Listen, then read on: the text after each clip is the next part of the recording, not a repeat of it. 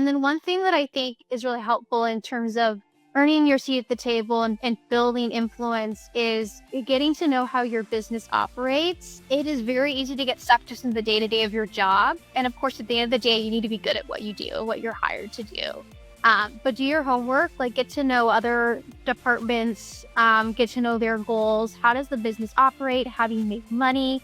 Ask questions, spend time learning. It's really going to be showing your stakeholders that you understand their world and what they care about. And then when you go to them with a go-to-market strategy or a new narrative you're developing or whatever it may be, again, you've earned some trust and they're willing to listen and collaborate and partner with you. And that just really, again, means understanding your business and folks outside your team and what they're working on.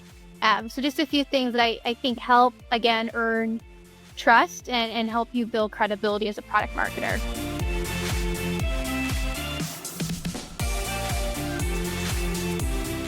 Hello, and welcome back to Product Marketing Life by Product Marketing Alliance.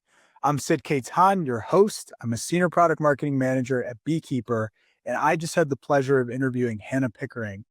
Hannah Pickering is the director of product marketing at Centivo, and we got deep about how product marketing can actually earn a seat at the table. And just like anything, it's earned, not deserved. Well, Hannah, welcome to Product Marketing Life. Thanks for joining today. Thanks for having me. I'm excited to be here. So before we start talking about product marketing, would love to just hear a little bit more about you and your background. For sure. In a nutshell, I'm Hannah. I'm a writer turned product marketer, someone who discovered marketing and then while in marketing found this whole world called product marketing and hightailed it over there as soon as I could. I love my job and love the work. I think it's a beautiful balance of the creative and logical sides of the brain, a little bit of magic, a lot of science. I honestly get a kick out of the fact that it's product marketing, but it's not marketing. And I think that's something that keeps me intrigued about the role every day. I love building functions, connecting the dots. I really enjoy seeing people get excited by a narrative that's compelling and stands out. I'm originally from the Seattle area. I've spent the last 3+ years in Chicago and now New York. So I've slowly made my way from west to east. Outside of my 9 to 5, I'm a product marketing alliance ambassador. I love running. I read. Traveling's a big passion, and I take my job as an at-home barista very seriously. Nice. Are we talking like lattes or, All the things. Pour over, lattes, cappuccinos, whatever is on the menu for the day, whatever the wow, mood is. that's impressive. I'll have to get some tips from you. Yes, happy to share tips. Deal. And you also mentioned you started as a writer. I did. So way back, I initially thought I was going to spend the rest of my life being an international journalist. That was my dream goal. I was going to work at a company like the BBC, write stories, travel. And I discovered marketing through an internship opportunity and found, hey, I can apply a lot of the things I love about storytelling in this role, but it opens up so much more other avenues and things I want to try and learn. And so ended up pivoting from writing into content marketing, which was obviously a great fit. And then from there into product marketing. Very cool. So that might make this next question easy, but what's a non-marketing skill or habit that's made you better at product marketing? Great question. For me, I'd say it's curiosity. I'm a very curious person. Doesn't mean I'm nosy, but it means I want to know. And I have a really big appetite for learning and I never want to stop. And that made me want to get into product marketing and learn more about that path. But it's helped me in lots of ways outside of just product marketing. It's helped me be a better colleague and professional and marketer. And honestly, I think human. Um, I've worked in industries that are complex. I've worked with products that are hard to position and talk about. And having that curiosity has helped me jump in heads first and start with what I know and what I don't know and close the gap as quickly as I can. And just honestly be willing to roll up my sleeves and learn and be willing to be uncomfortable because you're not going to be the expert at the beginning. And so taking that curiosity has just really helped me embrace new things and hard challenges and just find the joy and the learning side of it. Yeah, I feel like you have to, right, to end up in the product marketing mess. And I like to ask people like, what is your kind of stumbled into product marketing moment, right? Because I always say like it's not like there's a undergrad degree for product marketing. I know. And I was talking to someone the other day who was thinking about transitioning to product marketing. And I told her I've yet to meet someone who started out in product marketing. I'm sure they're out there somewhere. My journey was very similar with a lot of other product marketers in the sense that I kind of found it accidentally. I mentioned that I'd started out wanting to be a writer and a journalist. I transitioned into a content marketing path and I really loved that. It was a lot of the storytelling. I also learned how to, create a content strategy, manage distribution, etc. I worked a lot with sales, helped them with nurture and outbound campaigns and all those types of things. At the time, I was working with a really great product marketer, and I saw how he was taking that storytelling frame of mind into his work, but was really diving deep into understanding your audience and the category and space you're in and thinking about how do you best position your solution in a way that's going to really speak to your audience and show how it can help solve their core problems. And so that part of it was really interesting. I wanted to try that out and it felt like a very natural evolution. I also was really interested in not just continuing to be a storyteller, but also understanding the art and science of taking products to market. I wanted to be part of that journey end to end, like all the way through, hey, this is something we're thinking for a roadmap and here's why, to we've launched this, let's help our customers utilize it and get the most value out of it.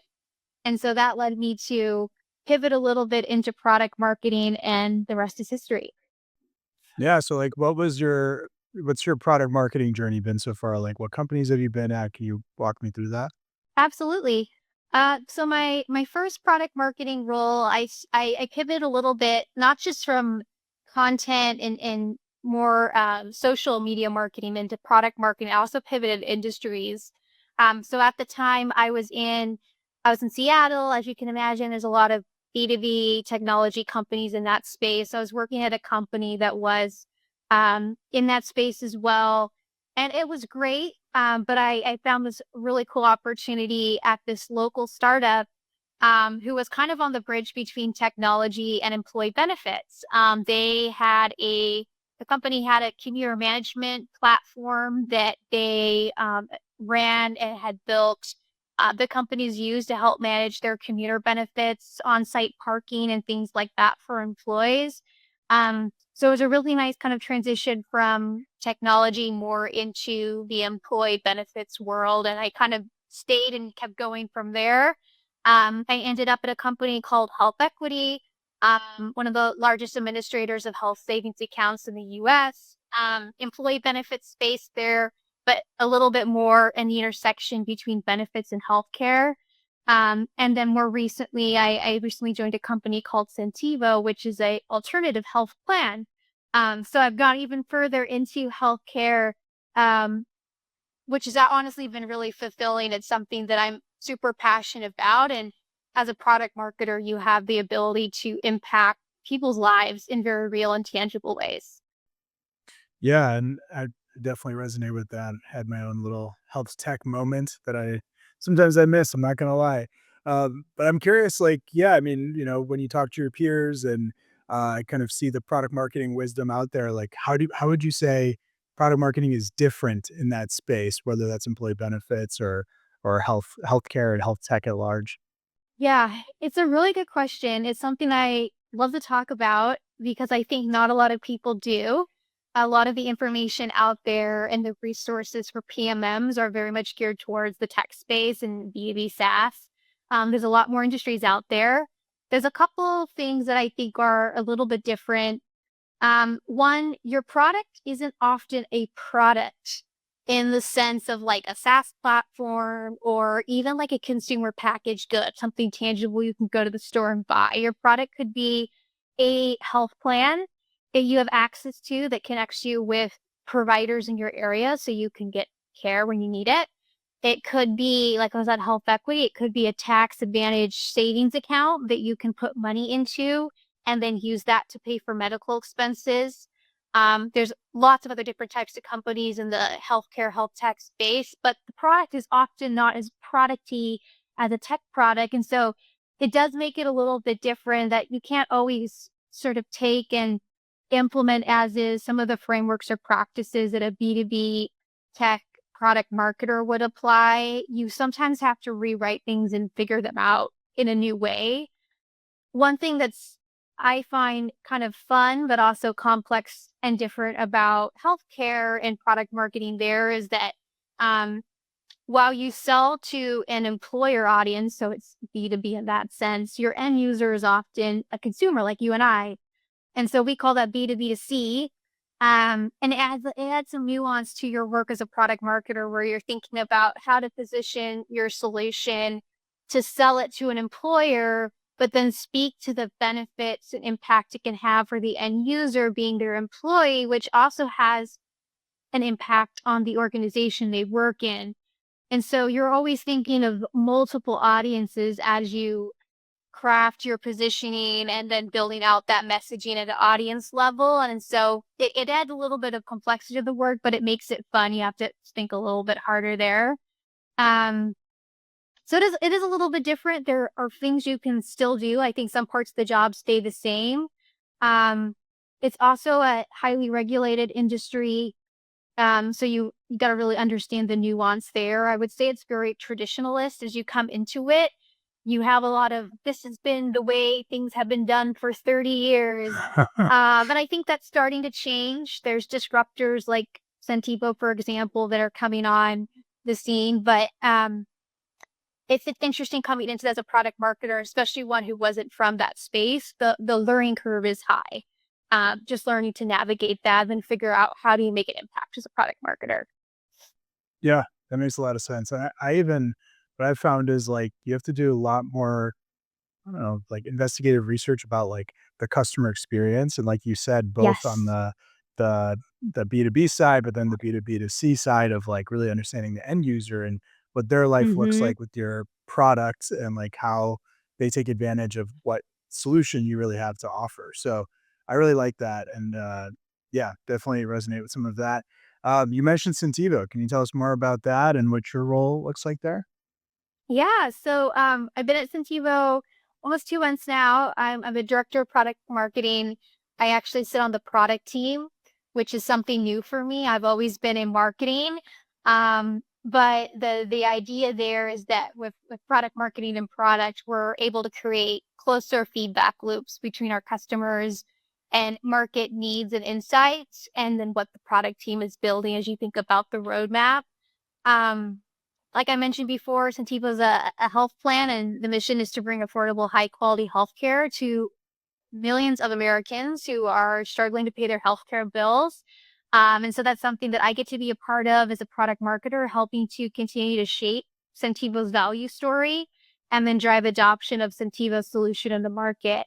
Um, and like I mentioned, I sit within the product team. So obviously, I'm working a ton with product, with sales, with marketing to help take that story to market. Um, and work closely with other folks in our team who touch different parts of the customer journey. And again, really creating those close feedback loops with the product team as they think about the product strategy and where that's going to go. Interesting. So what does that look like for you kind of day to day when it comes to those closer feedback loops? I'm a little curious because I'm actually transitioning to a also to sitting under product instead of marketing. So Oh, I'm just very curious, cool. like, yeah, I'm curious what that looks like or like the changes you've already seen by yeah. Yeah. Well, I will say if you're a good product marketer, it should hopefully not be too much of a change because it shouldn't mean you are forced into product to have a good relationship with your product peers and work with them. Um, but the idea is that it makes it a little bit easier. And I think the biggest impact that I've seen so far is in engagement of product marketing earlier up in the product life cycle. So probably one of the most common things you hear product marketers complain about is we're brought in too late. And it's kind of an oft repeated phrase. I don't know if there's a magic solution to it yet, but sometimes that just happens because product is just deeply embedded in what they're thinking about and building. And oftentimes the kind of external representation of that hasn't popped in their brain yet. And so they're engaging product marketing a bit later when they're ready to go live with something and we need to enable the sales team and we need to launch a campaign, etc. With product marketing sitting in product, there's just organically more opportunities where you're being engaged earlier on. You're sitting in on meetings where they're talking about strategy. I know with Centivo, there's a lot of interest in getting more market insights. And so that's another reason why they wanted to bring product marketing into product. And so I just think it creates organically more of those opportunities where when you sit in the marketing team, you might have to work a little bit harder to get in those doors and be a part of those conversations. When you're formally part of the team, I think it's sometimes a forcing function to make that happen.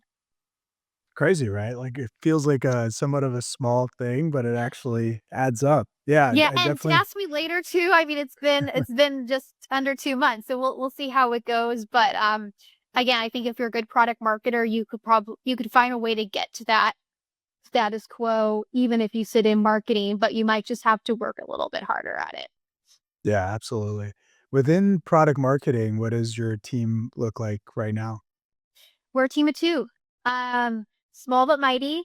There was another product marketer who's been there for over a year now, and so that there's a growth there as they want to bring on another hire and hopefully continue to grow the team. So for now, we're a team of two, and we sit with a couple other team members who own different centers of excellences, if you will, touching customer experience, user experience and design, product analytics, supporting and servicing the rest of the organization. Gotcha. Okay, and it sounds like you've kind of made, I mean, long journey from, writer to product marketer to now director of product marketing. What does that, like, evolution look like? Like, what are some of the learnings along the way? Yeah. It's been an interesting journey. Um, it was a lot of hard work, to be honest. I think when I think back thus far in my career, it's a lot of reinventing yourself a little bit and constantly looking for new opportunities to do that. I've always operated from a position of working at a higher level than I am on paper. So if my job description is XYZ, how can I help it be XYZ plus ABC? And looking for new opportunities, and honestly, a lot of times saying yes to things that I maybe fully didn't know how to do end to end. But we be willing to roll up my sleeves and talk with people, work with people, and figure it out. And I think that helped a lot in pivoting from content into content and social, and then having more of like a field marketing role folded in under that, then transitioning to product marketing, and being where I'm at now. A lot of saying yes, raising your hand, trying things out, building relationships with people, super, super important. Finding people who believe in you and are willing to champion and who see potential in you. It can help, mentor, coach, and champion you in any ways. I think also incredibly important because that ends up opening up doors that you didn't know exist. And there's definitely been people along the way who have helped me get to where I am today because of that. Yeah. I like that. Never stand on the shoulders of giants. So what's like something in your career that no one really taught you that's not in a product marketing textbook, that's not in any of the courses? Like, what's something you kind of had to find out just by trial and error? Yes. Hot take or not, you have to earn your seat at the table. And this maybe will be very controversial. um, in an ideal world, everyone has a seat at the table. When you're a product marketer, it's very easy to say, "Well, I'm the product marketer. I know my customer. I know the solution. I know the marketplace." You should listen to what I have to say. You're having roadmap conversations. You should listen to what I have to say and prioritize what I say is differentiated and should be on the roadmap.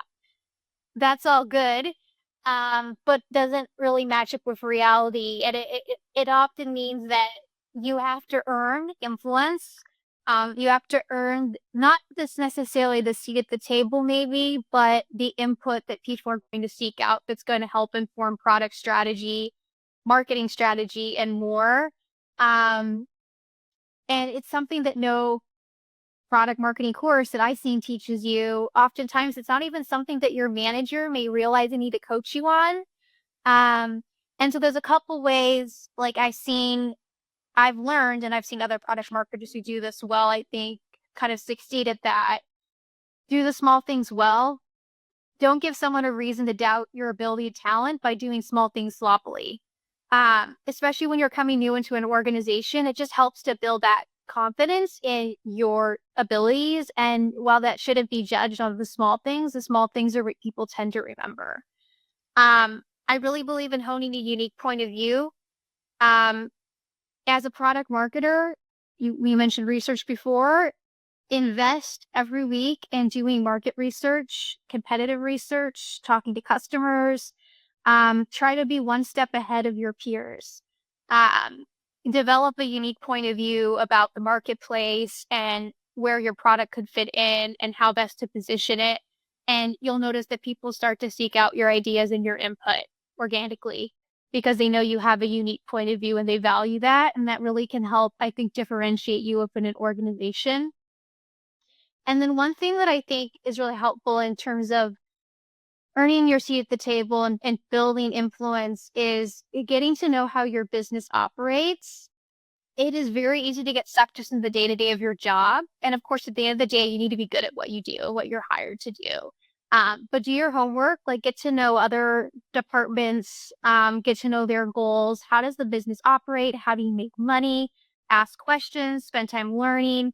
It's really going to be showing your stakeholders that you understand their world and what they care about. And then when you go to them with a go to market strategy or a new narrative you're developing or whatever it may be, again, you've earned some trust and they're willing to listen and collaborate and partner with you. And that just really, again, means understanding your business and folks outside your team and what they're working on. So just a few things that I think help again earn trust and help you build credibility as a product marketer. I love that. I'm gonna riff on this with you because Yes. I definitely had a very I mean, I literally got to see both sides of the coin. Like when I started in a product marketing role, I was kind of like had imposter syndrome, was like really confused and kind of like, yeah, well, I don't have the seat at the table. And it's kind of like it's like this like very uphill battle to like get there. And then Mm-hmm. more recently, in the last, I don't know, 2, 3, 4 years, I'd say 3 or 4 years, like I get more questions like, hey, can you come to this meeting? Or like, hey, really want to like from a product manager, like, hey, this is like, I really want your eyes on this, or like, I want you on this Mm-hmm. team, whatever, like that. And like, I started thinking about it. I'm like, how did I, get from here to there? And it was a lot of like everything you talked about. And like, to me, it's also the simple tips. Like, Yeah. repeat what people say back to them, right? Like, if you invite them and get their feedback early, you don't even have to have your like, own ideas. If you're still early in your career and still trying to figure it out, just talk to 3 people in sales, talk to a few PMs, take their ideas, and then package it into something and come back to the table with that, because people love to hear their own ideas on paper, especially when they haven't, like, put pen to paper and, like, made them come to life.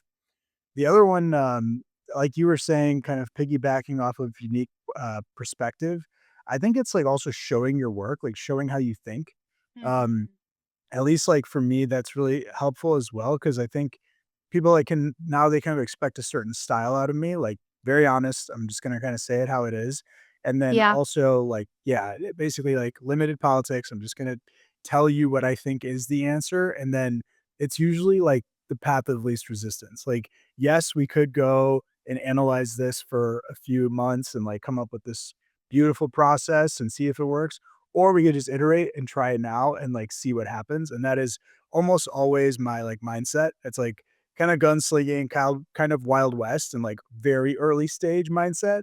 And I think that's actually like for good or bad, right? Maybe it's polarizing. It's earned like a reputation of, hey, Sid's just gonna like make this go forward and like through sheer force or whatever it is, willpower, like that's how it's gonna operate versus, okay, this sounds cool. Let's turn this into like a huge mural board. Like sometimes there's totally a time and place for that, but like often I find the way I like to work and the way I want to work with people is like let's try it. And I Mhm. think once you start like kind of it's almost like you're positioning yourself, right? Once you like kind of occupy a certain space in someone's mind, that's how they're going to think of you.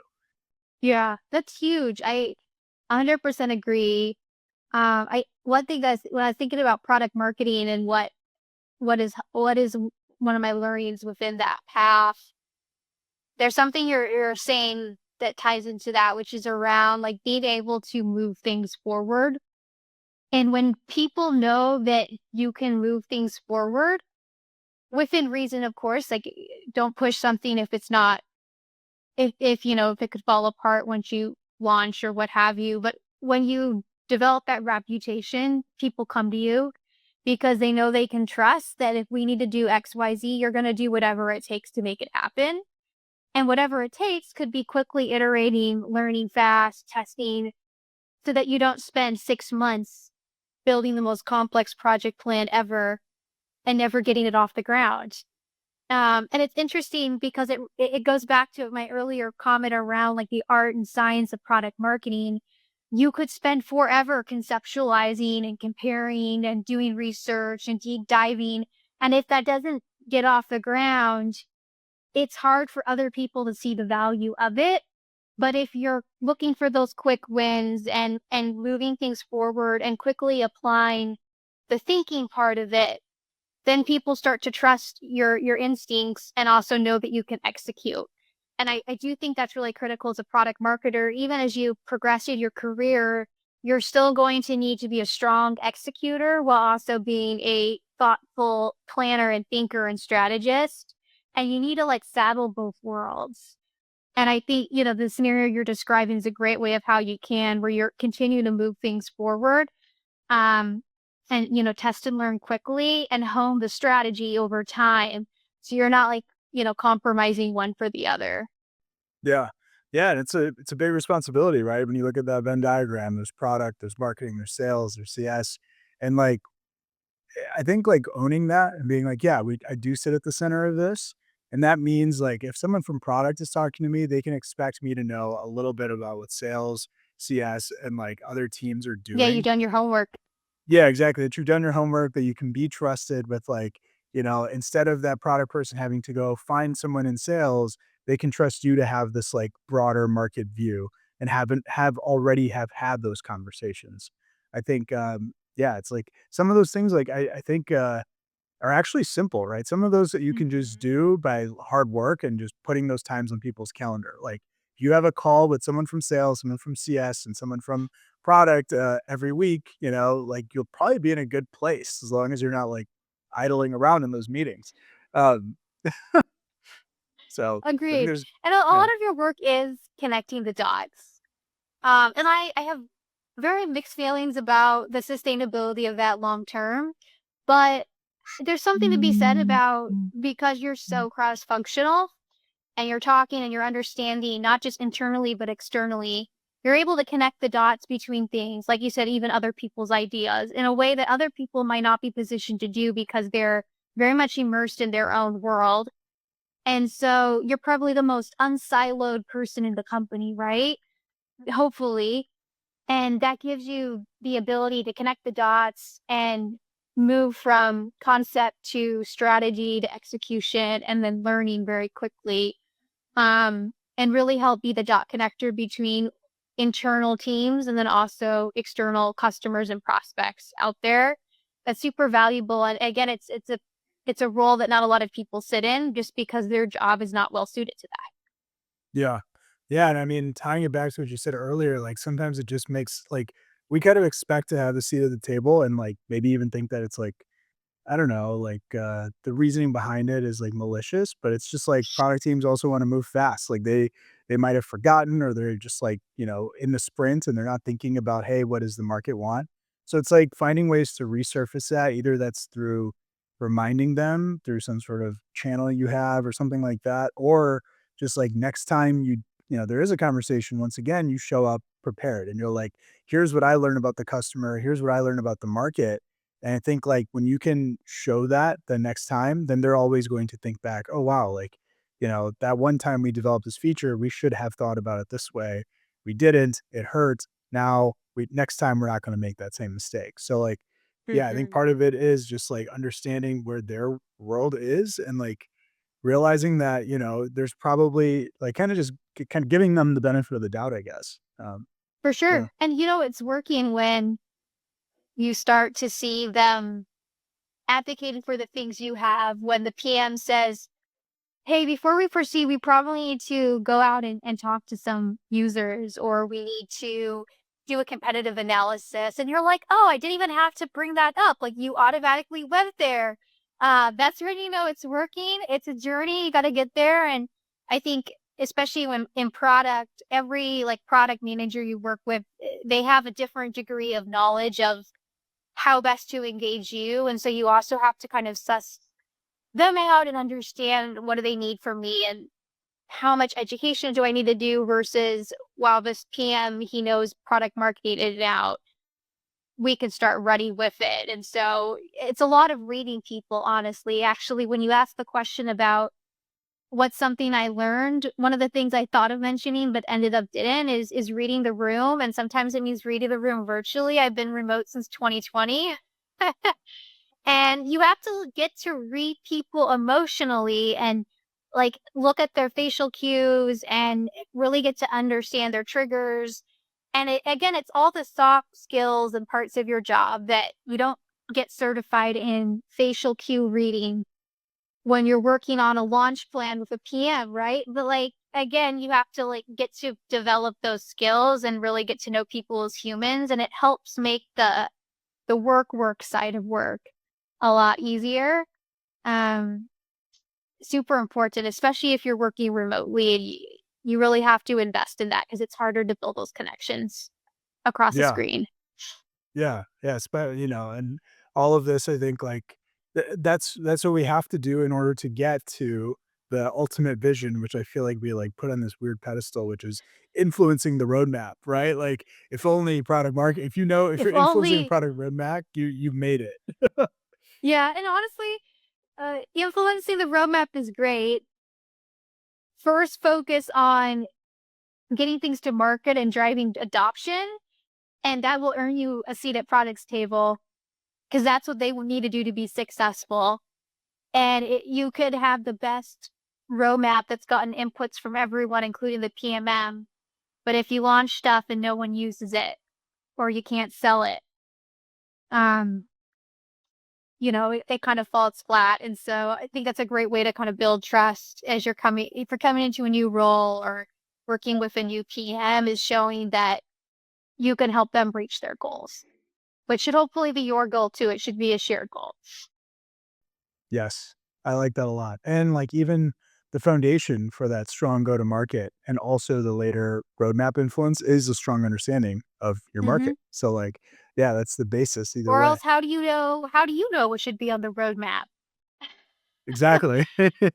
You have to, invest in developing that point of view, and it usually comes with experience as well. I know when I first started out in employee benefits space, I didn't know squat about it. So who am I to go to product and say this is one thing that should be on the roadmap? But investing time and getting to know your customers, I help manage a client advisory board, things like that. Tons of research and competitive analysis. Like, it helps you develop that point of view, and then you're better suited to come to the table and say, "Hey, have we thought of this? Here's what we're hearing from our customers. We did win-loss analysis. We're constantly losing opportunities because we don't have XYZ." And then having data to back that up. It can't just be like, "Oh, I have a gut feeling that this is a nice thing that we should have." Yeah, yeah, exactly. We all speak customer, right? And if you can point at something and say, "Hey, on this call, these 5 calls, this customer said this. This is where I'm getting my idea for the roadmap and where it should go." like you have so much more strength behind whatever you're saying, right? It's like Hmm. shows you've done your diligence. So yeah, Absolutely. love that. Awesome. Well, Hannah, this has been a really great conversation. If you have not listened to any of the other episodes before, I usually add my own little spicy question that I feel like just summarizes the episode, hopefully, and also the way you think. And the question is, product marketing is blank. Can you fill in the blank? This was really hard. Um, I- Product marketing is hard to put in the box, but if I had to fill in the blank, I would say product marketing is a dance of connecting the dots and filling in the blanks. Um, Ironically, like that is what we are doing. We are connecting the dots between our product, the market, our customers, and we are filling in the blanks, the unknowns that people don't know with our unique point of view that we have hopefully honed. Dang, you came prepared. And it's very ironic because the question is, can you fill in the blank? And you're saying product marketing fills in the It's blank. filling in the blank, and that was not planned, by the way. That's deep. That's That actually just really deep. happened. But I strongly believe in it. Like if I had to describe product marketing to someone, I would maybe start there. Um, I feel like you could really shape it to be what you want to be, but at the end of the day, your work should be connecting the dots and it should be filling in the blank so you can successfully take products to market and get people to know and love them and use them. I love that. Awesome. Hannah, thank you so much. It's been a great convo. How can people learn more about what you're up to at Centivo and beyond? Yes, connect with me on LinkedIn. That's really where I'm most active from a professional perspective. I'm a big fan of learning in public, so I love sharing tips and frameworks and things I'm learning. I'm always open to connect 101, so folks there could send me a message on LinkedIn. I'm happy to grab a virtual coffee, or if someone's in the New York City area and they want to meet in person, face to face. Um, that is an option too. So LinkedIn's probably the best spot. So be warned, the Hannah knows her coffee. So like, Yes, I'm a little pick a bit of a good coffee spot. snob, so please don't take me to Starbucks. Just Nice. kidding. Awesome. Well, thanks so much, Hannah. Thank you. Appreciate the time. I was glad to be here. For everyone still tuned in, thanks so much for listening. And if you enjoyed the podcast, please help us spread the word to other product marketers. Thanks again and have a great morning, afternoon, or evening, wherever you are.